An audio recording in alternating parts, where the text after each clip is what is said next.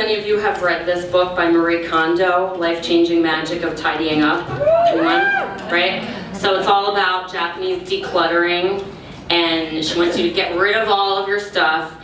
And she says, when you throw something away, you hardly ever regret it. So it's not that I want to look at sports celebrities like they are some kind of superior alien race that deserves to be worshipped. But I was raised in Philadelphia, and that's just how we are. So a couple years ago, I was dating this guy who was on the coaching staff of the Philadelphia Eagles.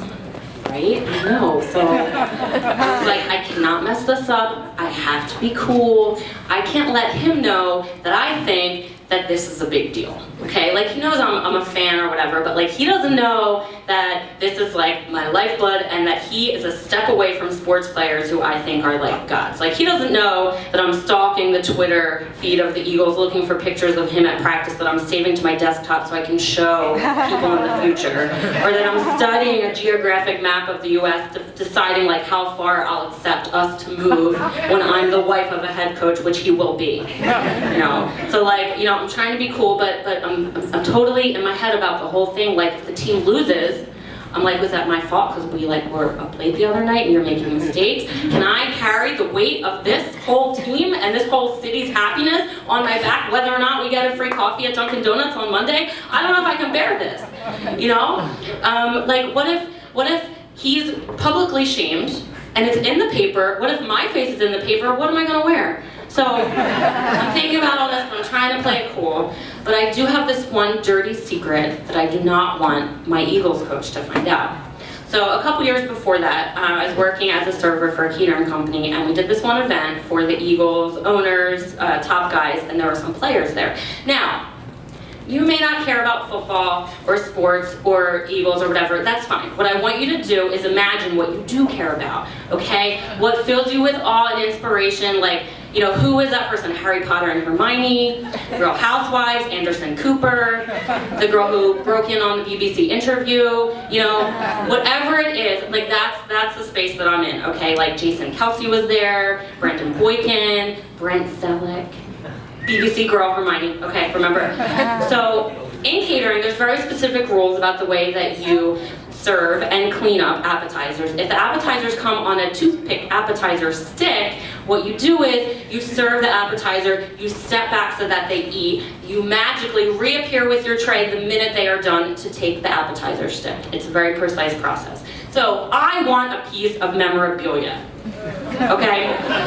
So I serve my bacon wrapped figs to the Eagles players, and I'm hovering in the wings, I'm ready to pounce, I'm ready to strike with my tray. So the minute that they swallow, I'm there with the tray. I get 3 appetizer sticks and Brent Selleck's dirty napkin. Anderson Cooper, BBC girl, remember?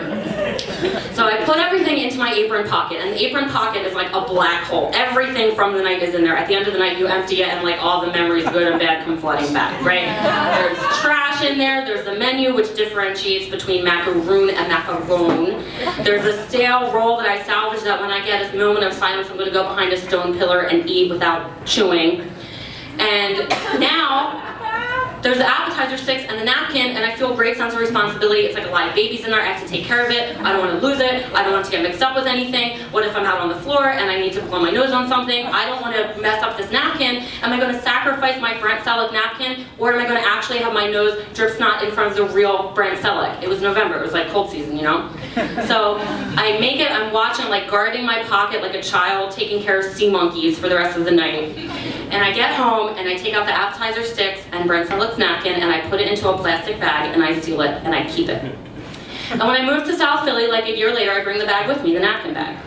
And then I discover Marie Kondo's book, The Life-Changing Magic of Tidying Up, and I'm a disciple. I get rid of so many things. I'm throwing out like important papers, love letters, notes, cards, heartfelt things. I get rid of 90% of things in my closet. My room is like spare. I'm like Ralph Waldo Emerson or Thoreau or whatever, like simple. But I keep the napkin bag.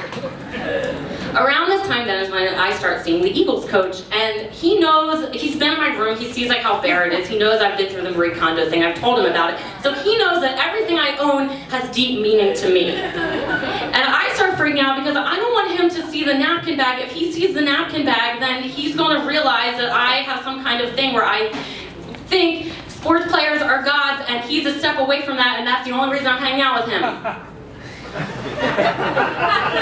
So I'm like, should I hide it somewhere? Like, I could put it in a medicine cabinet, I could put it in a drawer, I could put it under the bed, but then I think, but if he sees it in the medicine cabinet where people look, or in a drawer where he might go, or under the bed where he might find himself, then that is even weirder than not, because why do you have a little plastic bag with a napkin and appetizer sticks? And he's like, what is this? What is my explanation?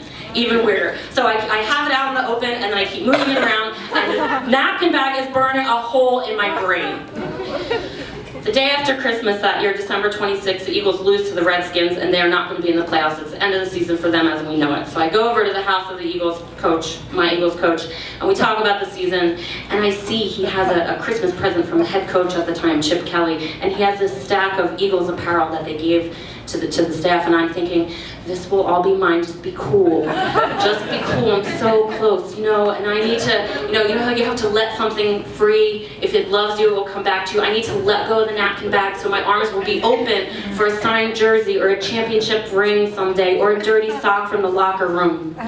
So I go home, and as Marie Kondo says, I thank the napkin bag for all the joy that it gave me, and I throw it out. 3 days later, Eagles head coach Chip Kelly is fired. As a result, most of the other coaches are fired. As a result, my Eagles coach is fired, moves back to New York, never see him again. My napkin bag is gone forever. Marie Kondo, I regret it.